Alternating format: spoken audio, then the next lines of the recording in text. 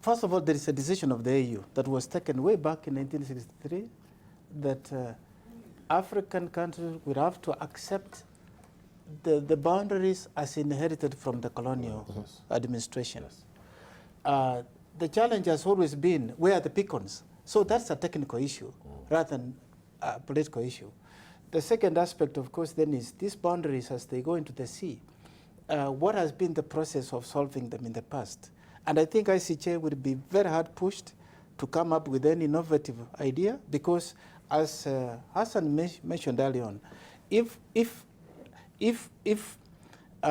ICJ rules in line with Somali submissions, it is going to affect, there would be a domino effect. So ICJ would have to listen to AU. And I think part of the president's offensive jam offensive is to me a very good process. And I see more aspect of it also being the UN Security Council seat. And I think we should commend, because even the AU process is not over here. Mind you that there are supposed to be 3 candidates from Africa for the UN Security Council seat.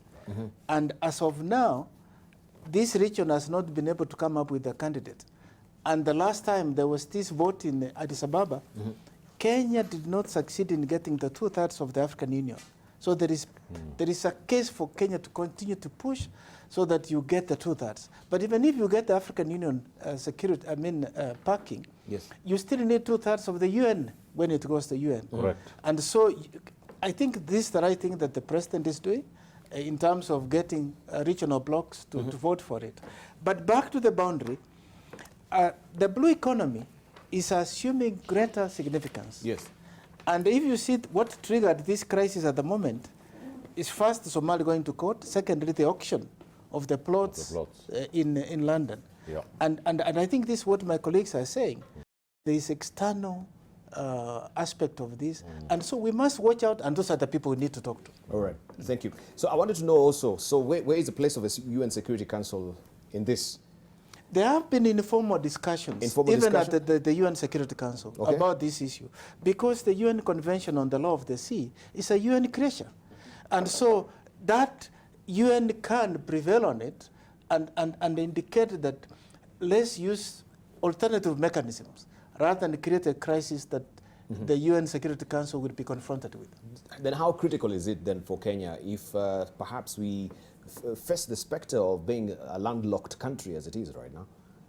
What would be the ramifications? I don't think we're landlocked, Debal. How we are, but the implication of this, the ramification of this particular the ramifications of yes, this, that's what I'm saying. True. What will be? What are we facing? Well, Debal, I think that let's hear from Professor Anwar Midama before we come to it. Please, thank you. Debal, I think my colleagues have really stated this issue very clearly. The issue need to be solved between Kenya and Somalia. Because if you open that kind of worm, then Uganda can claim their territory up to Nakuru, and then everybody else going back on the map to figure out. And it's a very wild thing. Is it their territory? You know, they were putting it that Uganda can claim their territory. Completely. You were sitting on my chair and all that, like Hassan is doing today. Now, the question is, what is very clear about Hassan has taken your territory today. Yes. I always give him the chair, it just came late. If you're late on the table, Well, if you're not in the... If you're not on the table, you are on the menu. On the menu. Yes, That's what I was looking for. ICJ have no business in it. Let them do something else they want to do. Let this issue be solved between Kenya and Somalia or Africa. Correct. That's period. Correct. That's what it is. Okay. Just quick close on it. Yes. Just, you know, the Somalis' view on this, Debal, is very, very different from ours. And they see it, if you hear the Somalis ever saying, of course, you know, my ethnicity is Maasai, not Somali, but I speak their language quite well. And, you're a Moran. Yes, but they say, Kukapso, Kukadi Meiside. They're saying that Kenya is just trying to grab this thing and then settle it down in a dispute so they get half. That is absolutely not the case. The legal instruments of all these things are deposited in the in the UN, I believe, and the maps are deposited there at Independence. The African Union has the technical charts on these issues. We have a problem in the whole world over these issues of boundaries across the sea. It's high time, and the message that these experts and myself are giving out is to the Somali government. It's high time you understood that your problems are not in Europe, they're not in America. Your partners are in this region. You have to sit down with us, and we have to talk about it and come to a just and lasting conclusion of this. Well said, Hashi.